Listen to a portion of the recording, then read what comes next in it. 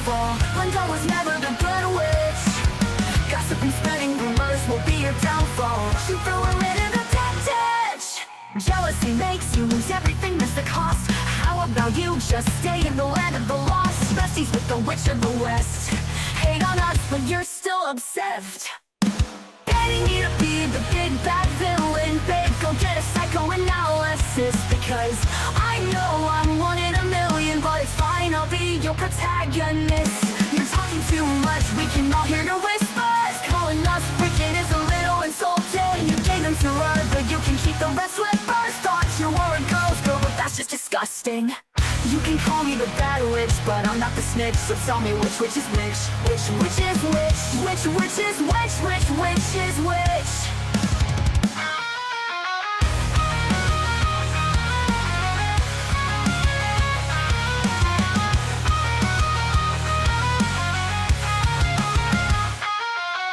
Mirror on the wall, who's the saddest one of all? Glenda was never the good witch. Gossip and spreading rumors will be your downfall. She threw her into the dead ditch. Jealousy makes you lose everything, that's the cost. How about you just stay in the land of the lost? Besties with the witch of the west. Hate on us, but you're still obsessed. Hating me to be the big bad villain, babe, go get a psychoanalysis. Because I know I'm one in a million, but it's fine, I'll be your protagonist. Que se mantiene y se multiplica con el tiempo. Enojarnos podemos enojar todos. La ira no deja de ser un sentimiento noble. De otro modo, las Escrituras no dirían: airaos, pero no pequéis, que la ira no te lleve a pecar. Pero el enojo, vaya, que es noble, porque el enojo, como la risa, como la alegría, como la felicidad, como el llanto, permiten catalizar emociones. Uno puede enojarse contra el pecado, puede enojarse con el diablo, puede enojarse contra la corrupción, contra los delitos de lesa humanidad, puede enojarse contra los politiqueros baratos cuando vemos que las cosas se hacen mal, o te puede enojar la desobediencia. El hecho que el Señor también dice: no se ponga el sol sobre tu enojo. O sea que el enojo puede que sea una emoción pasajera. Nos enojamos en el tránsito, nos enojamos en una sala de espera, nos enojamos cuando nos cargan la gasolina incorrecta o cuando la cargamos incorrectamente, nos enojamos cuando no nos alcanza el dinero, nos enojamos cuando la suegra dice que se quedará unos días más. Pero si ese enojo permanece, puede que se multiplique y entonces se transforme en resentimiento. Cuando es un resentimiento no notamos que está, puesto que no es un sentimiento que sale a flote, sino que se oculta debajo de la superficie y es imposible encontrarlo con algún detector, ni de metales, ni de oro, ni mucho menos un detector de pecado. Navega en las profundidades de nuestra vida sin que nos demos cuenta. Entonces uno puede aparentar que está en paz, pero hay una furia de ira que está en el interior, que no se puede notar de manera fácil. Puede que demos la impresión de una figura serena, pero empieza a crecer ese sentimiento horrible, porque ahí está, escondido, reprimido, abriendo sus fauces subterráneas de veneno, que tarde o temprano va a infectar al resto de las relaciones. Infecta. Es un efecto colateral. Cuando uno está resentido, todo lo que toca empieza a ensuciarse o a envenenarse. No nos damos cuenta, pero nos volvemos de alguna forma personas tóxicas. La toxina que uno libera cuando uno tiene resentimiento, cuando uno tiene dolor, a lo mejor es inherente a nosotros, ni nos damos cuenta que la estamos liberando. Pero nuestros hijos empiezan a tener el mismo nivel de vida, nuestros amigos empiezan a saber que hablar con nosotros siempre es quedar con un sabor agridulce. Hay gente que al hablar te deja un sabor agridulce. No es una persona que te amarga del todo, pero tampoco que te deja una sensación de bienestar. Son personas que a lo mejor te visitan, se van de la sala de tu casa y te queda una sensación, esa es la palabra, nada describe mejor que lo agridulce. Estás feliz porque tu amigo, tu pariente estuvo allí, pero a la vez te queda una sensación de carga. Puede pasar con tus propios padres, puede pasar con alguno de tus hijos, que viene y te queda una sensación extraña, y no es porque no se te pueden contar los problemas. A mí me pueden contar un montón de problemas, Pero cuando esos problemas vienen revestidos de resentimiento, uno puede notar un dolor que deja una toxina en la atmósfera, en el ambiente. Oí por allí una historia que en los tiempos donde la rabia no se podía curar, un hombre fue mordido justamente por un can, por un perro rabioso. Entonces los exámenes confirmaron que el hombre habría contraído rabia y no había cura para la rabia. Entonces le dijo el médico: mire, caballero, lamento decirle que usted ha contraído rabia y que mi sugerencia es que ponga sus cosas en orden lo más rápido posible. El hombre dice: no me puede desahuciar de manera tal. Y el médico dice: lo siento, pero tampoco sería una falacia que le dijera que se va a curar. Así que por favor ponga sus cosas en orden. Y el hombre de manera inmediata pide un bolígrafo y un papel y empieza a escribir frenéticamente. El médico, suponiendo que el paciente necesita su espacio, lo deja. Al rato regresa y dice: me agrada que empezó a escribir porque veo que empezó a trabajar en su testamento. Y el caballero dice: no, en la lista de personas que tengo planeado morder antes de morir.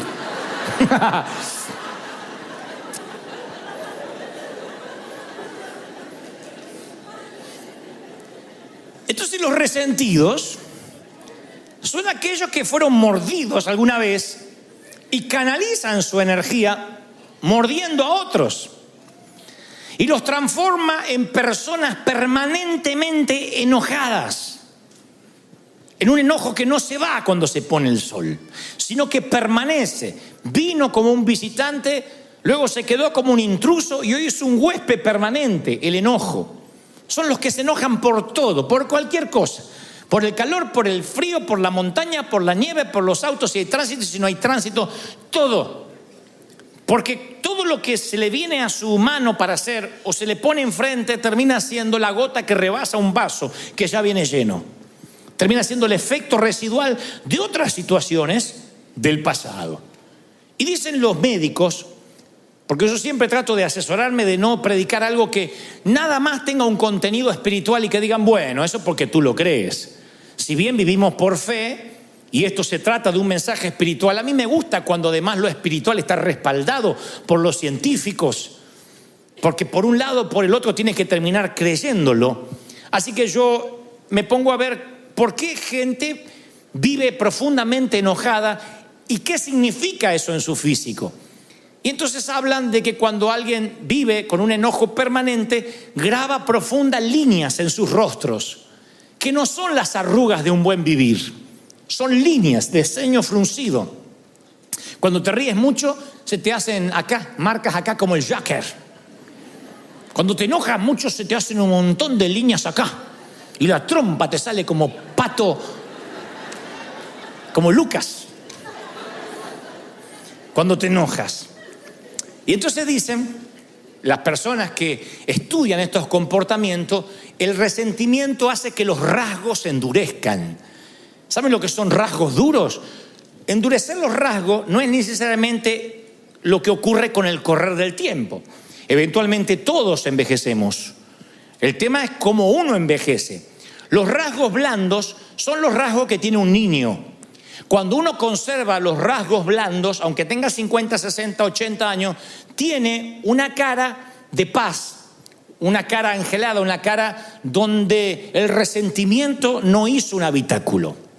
Cuando los rasgos se endurecen, son esas personas que aunque tengan 25 años, tú no sabes por qué. Sí tiene 25, pero aparenta tener 50.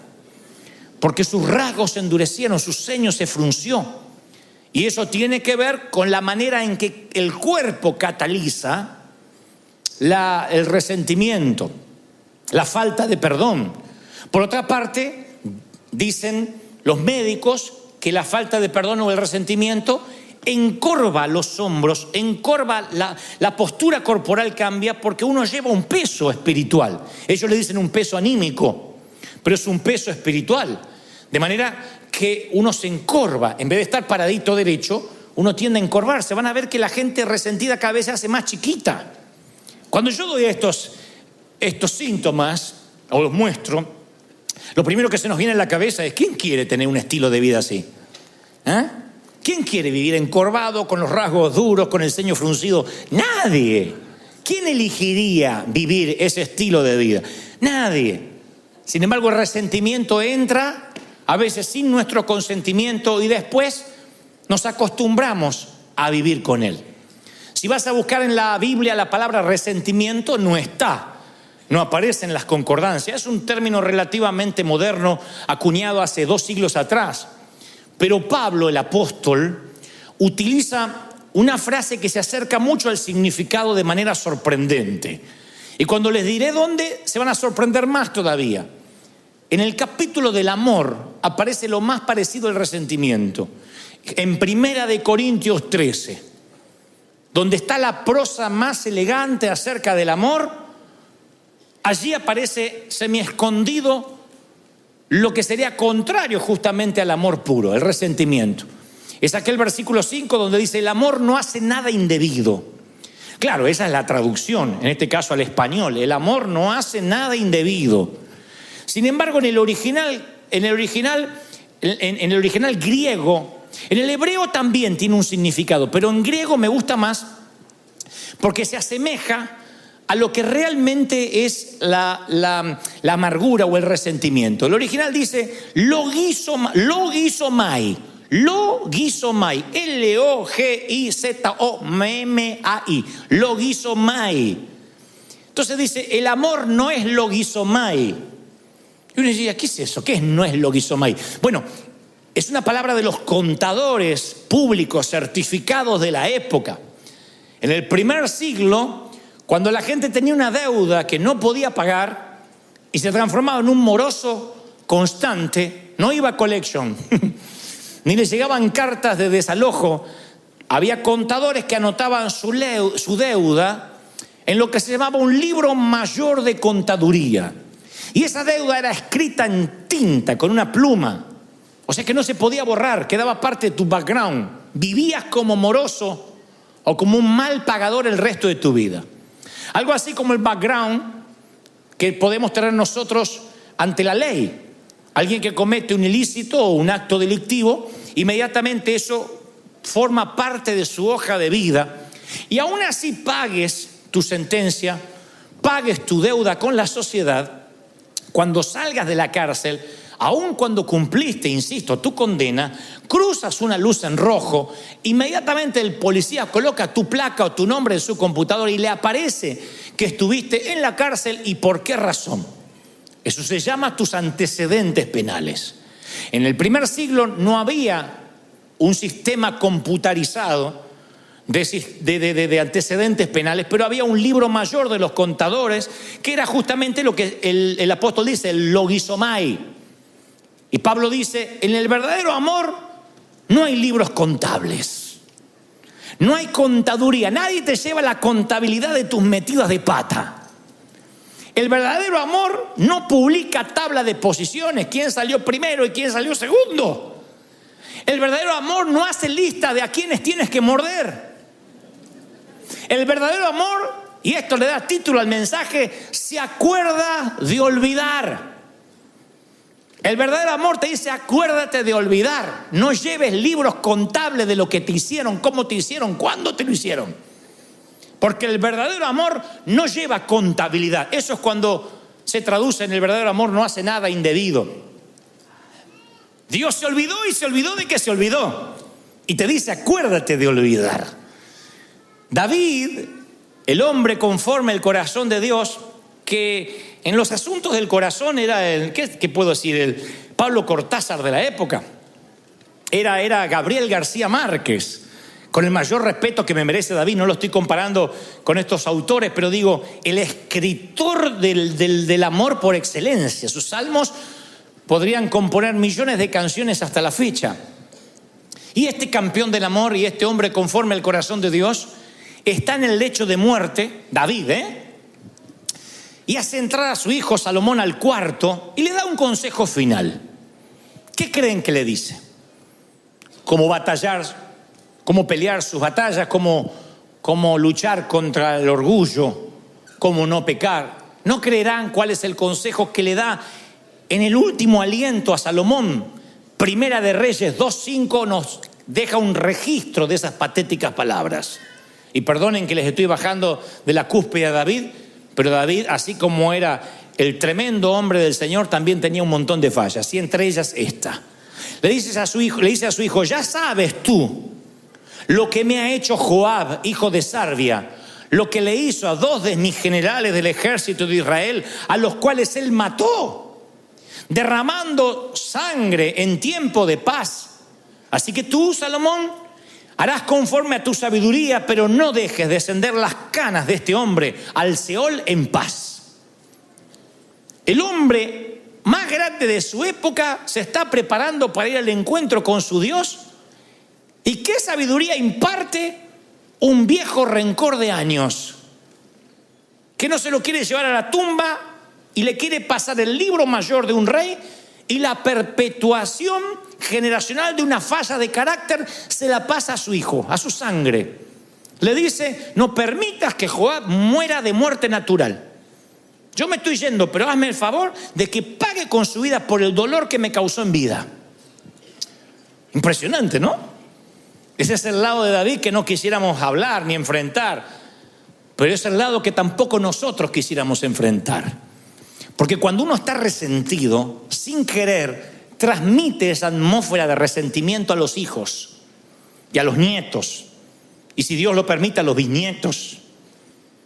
Los hijos son los mudos testigos que nos ven cómo hablamos con resentimiento, ya no solo de hombres de Dios, cómo hablamos de resentimiento de nuestros padres, de cómo me criaron, la forma que ya no lo contamos como una experiencia didáctica, sino con dolor. Y ellos heredan. Recuérdense que más que heredan, son impartidos por esa maldición. Recuerden que la herencia es lo que uno le deja a alguien, pero la impartición es lo que uno deja en alguien. Y esa impartición que le damos a los hijos a diario puede ser bendición o maldición. Cuando estén ante una disyuntiva de la vida, nuestros hijos van a decir, ¿cómo hacía el viejo en mi lugar? ¿Qué hacía mamá ante una situación igual? Y si mamá reaccionaba llena de dolor, de resentimiento, esa hija va a ser otra resentida. Va a tratar al esposo como vio que la madre trataba a su padre. El hijo va a tratar a su mujer como vio que su padre trataba a su madre y viceversa. Es una cosa que empieza a repetirse de generación en generación. Es el poder del entorno. Yo puedo reprender maldiciones generacionales y decir, se corta aquí aquello de que si los padres comieron las uvas agrias, los hijos no heredarán la dentera. Lo creo. Yo no creo que porque tuviste un abuelo borracho o un papá divorciado vas a seguir el patrón generacional, vas a tomar la posta generacional. Yo creo que no. Dios hace todas las cosas nuevas, pero no puedo cambiar el poder del entorno. El entorno es lo que se respira en tu familia, lo que se habla. Si en tu casa, por mucho, no creo que porque tu abuelo era alcohólico vas a ser alcohólico y tus hijos lo van a hacer, pero si en tu casa cualquier festejo amerita tomarse un tequila, y si estás triste te tomas un tequila, y si estás alegre te tomas un tequila, y para que la Santa Cena no te caiga mal te tomas un tequila, y si pierde las Chivas te tomas un tequila, y si gana la América te ganas un tequila. Se respira un ambiente de alcohol, un entorno donde para celebrar o para echar fuera las penas no está Dios, está el alcohol. Yo no puedo ir contra, no hay anacondia que te libere del poder del entorno. El resentimiento es igual. Cuando en las mesas familiares se empieza a hablar de todo mundo, cuando los hijos aprenden que después del servicio la comida es para hablar de todo lo que estuvo mal y qué hizo el ujier y por qué lo hizo el otro y por qué la otra se cortó el pelo y fíjate la que se puso y aquella que está...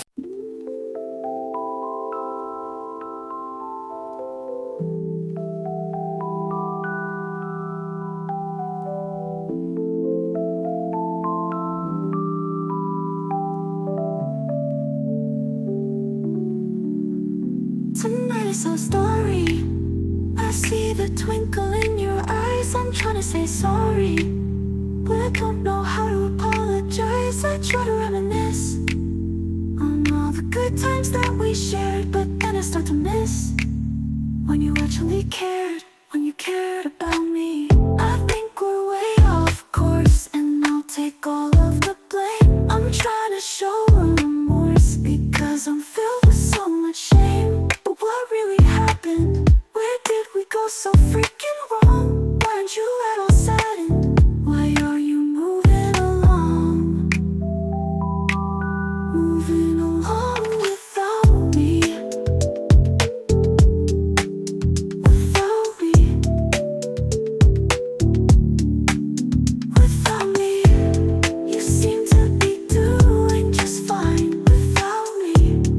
You're smiling all of the time without me. Your world keeps spinning round and round without you. I'm sad and I'm scared, that's why I frown. Tonight is so cloudy, I see the raindrops in the sky. I'm trying to say howdy, but I don't even really know why. I try to reminisce on all the good times that we shared, but then I start to miss when you actually cared, when you cared about me. About me. Without me. Without me.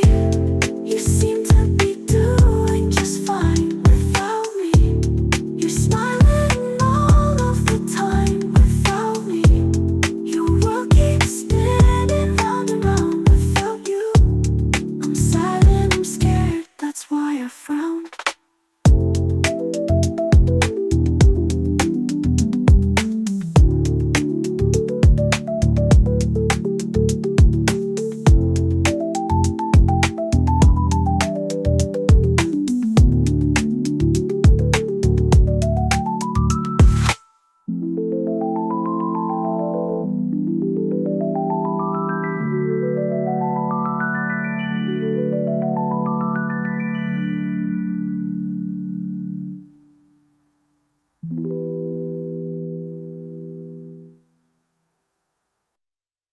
Fajada y la cosa que se piensa que aquella gorda que le creció el trasero. Cuando todo eso lo hablas en la mesa, ese entorno genera críticos, genera gente que detesta la hipocresía, pero también detesta la iglesia. Lo generas. Es lo que David explícitamente hace con Salomón. Véngame. Quiero que vayas y le hagas tener una muerte indigna a Joab, porque yo me quiero ir tranquilo de que me vas a pagar. No me dan la fuerza para continuar con el resentimiento, así que te lo voy a heredar, te lo voy a impartir. Y el resentimiento es una criatura horrible, deformada, distorsiona la realidad.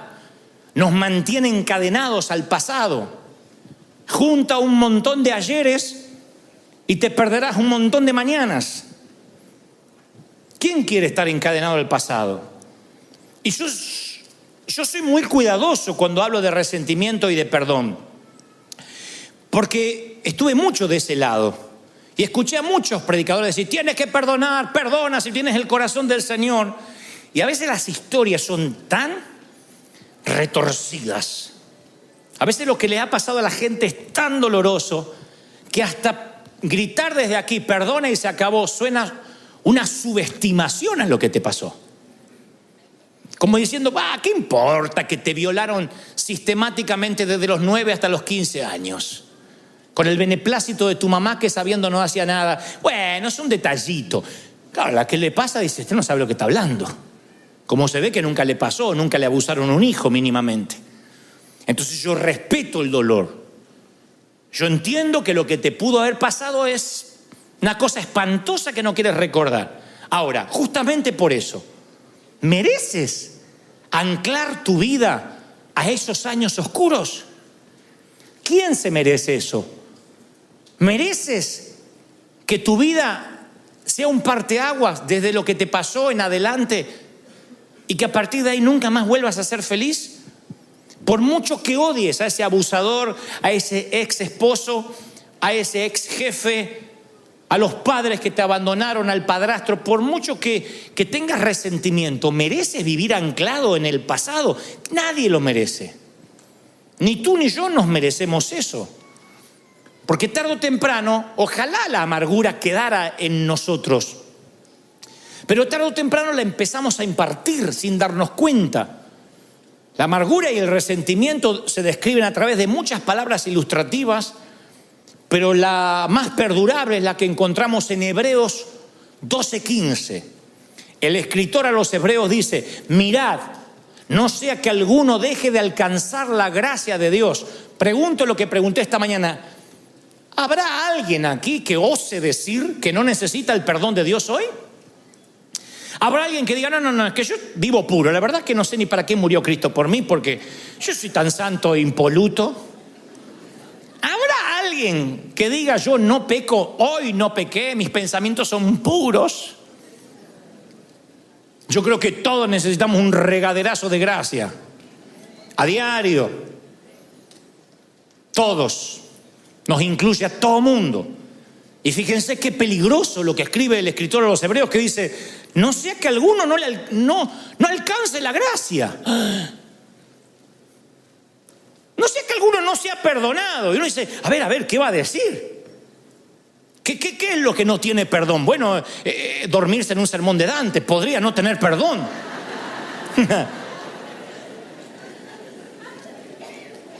No, dice que brotando alguna raíz de amargura los estorbe y sean muchos contaminados.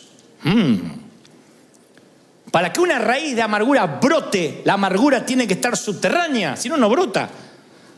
Para que algo brote tiene que estar abajo sembrado. Y si dice que la amargura brota es porque la amargura está debajo. En algún momento la semilla del rencor cayó en esa tierra. Si no, ¿cómo va a brotar rabanitos o tomates? ¿Cómo va a brotar brócoli si nunca sembraste brócoli? Y dice, no sea que les brote una semilla, una raíz de amargura y los estorbe. Imagínate que te pierdes la gracia de Dios porque tú no das gracia. Me hiela la sangre pensar que porque yo no puedo perdonar, Dios tampoco me perdone a mí. Y el Señor, por si a alguien le queda duda, dice, sí, con la misma vara que medís, serás medido. Con la misma vara. Es bíblico. Los que piden justicia para el otro y misericordia para sí. No, si pides justicia para el otro, tú no quieres justicia para ti. No te agradará que Dios te opere y te mire con justicia. Tú no quieres justicia. Yo no quiero justicia. Jamás le diría al Señor, haz justicia conmigo, porque desaparezco. Yo necesito misericordia. Y Dios dice, ok, dala. Lo que siembras cosechas. Da gracia, recibes gracia. Y dice el escritor de los Hebreos, te va a estorbar y van a ser muchos contaminados. Sí. El resentimiento contra tu ex cónyuge va a empañar tus relaciones, se va a extender a tus hijos y lo peor, como esto asfixia todo lo que toca, va a arruinar tu relación con Dios. ¿Qué vale? ¿Qué amargura vale la relación con Dios? Que sientas un cielo de bronce, que Dios no te oiga porque tú no puedes perdonar. E insisto, no subestimo tu dolor. Yo te entiendo. Ahí cada uno de acá tiene una historia triste para contar. Cada uno podría hacernos llorar si le diéramos un micrófono y 10, 15 minutos para que nos cuente la peor versión, la noche más oscura de su alma. Todos podemos hacer llorar al resto porque no hay acá nadie que haya nacido y ha sido criado en un lecho de rosas. Así que insisto, no subestimo tu dolor. Lo que digo, no merece la pena que tú te pierdas la gracia de Dios por ese rencor, por ese cáncer. El doctor Don Colbert, que es un médico cristiano, él describe un ejemplo específico de eso. Él suele escribir sobre estas cosas y cómo el cuerpo interpreta las emociones tóxicas como el resentimiento, la amargura y la falta de perdón. Él dice que cuando la falta de perdón es constante, el estrés del cuerpo aumenta y el sistema inmune del ser humano se pone en sobremarcha, o sea, se altera. ¿Qué es el sistema inmune? Lo que ataca las bacterias, lo que ataca los hongos, los virus del cuerpo. Pero cuando el sistema inmune está bajo mucho estrés, todo tu cuerpo está bajo mucho estrés, empieza a atacar las células sanas, lo cual produce enfermedades de autoinmunes inflamatorias, artritis, lupus. Y entonces él cuenta una mujer de mediana edad que llega toda medio encorvada con la esperanza de encontrar alivio a un leve dolor que ella le asignaba a la artritis. Y Colbert le dice, mire, le voy a prescribir un antiinflamatorio y luego la voy a enviar a hacer un análisis de sangre a ver si es algo más grave. Efectivamente era más grave, tenía artritis reumatoidea. O sea, una artritis que empieza a avanzar sin piedad y termina por deformarle todo el cuerpo. Obviamente la remitieron a un reumatólogo para un tratamiento, pero el médico no se quedó ahí. Dice, es raro que una mujer tan joven sufra de esto, ni siquiera hay antecedentes en su código genético. Así que la envía a llamar de vuelta y le dice, ¿qué le preocupa? Si había alguna situación estresante, además de lo que le estaba aconteciendo en sus huesos. Y ella dice, mire, yo no termino de salir de un divorcio muy doloroso. Don Colbert lo relata así, dice, cuando mencionó el nombre del ex marido, el semblante tierno cambió dramáticamente, fue Hulk. Su rostro se retorció en un gruñido y con profunda voz baja, casi susurrante, le dijo, odio a mi marido, a mi ex, y le deseo la muerte. Le decía el doctor, no desee eso a nadie. Oh, sí, pero no quiero que tenga la fortuna de morir de un infarto o de un accidente o que pierda la conciencia con un derrame cerebral. Yo quiero que quede cuadripléjico y que lo sienta. Quiero que sufra una muerte lenta y dolorosa por lo que me ha hecho sufrir. Y luego le contó una historia que tampoco vamos a subestimar. El hombre le hizo unas cuantas canalladas, pero Colbert diría, nunca había visto a una paciente joven con tanto resentimiento. Y tenía muchas razones para estar amargada, pero las razones no generan amargura ni generan enfermedad. Lo que generan la amargura y la enfermedad es la actitud con la que asignes esas razones, la actitud con la que reacciones a esas razones. La actitud, la manera en que tú te paras ante lo que te hicieron, te termina enfermando. Es como tomarte el veneno y esperar que se muera el otro. Te termina enfermando. Arriesgamos no solamente nuestra salud espiritual, sino también la física. Es peor que la metástasis, que el cáncer, que la leucemia, porque el cáncer prevenido a tiempo o diagnosticado a tiempo, hay muchas posibilidades de curarse. No así sucede con el resentimiento y la amargura que echa raíces profundas. La metástasis de la falta de perdón echa raíces tan a raudales, se extiende a raudales y echa raíces tan hondas que no nos damos cuenta hasta que brota la raíz de amargura, hasta que brota la semilla, y ahí te arruina la relación con Dios y con los que te rodean. Empieza a tener el resentimiento vida propia, empieza a nutrirse de tu energía, de tu unción. Acuérdense que todos tenemos cierta dosis de energía para cada día. Y esa energía bien administrada, llegas con mucha energía a la cama, al final del día, cansado, exhausto, pero hiciste un montón de cosas. Si estás con resentimiento, yo te aseguro, te levantas a las 7, a las 6, 11 de la mañana no te da mal cuerpo.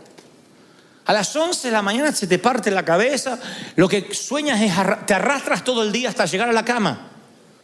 Si lo ves semanalmente, el lunes empiezas con energía, el martes ya no tienes más y no sabes ni cómo llegaste el viernes.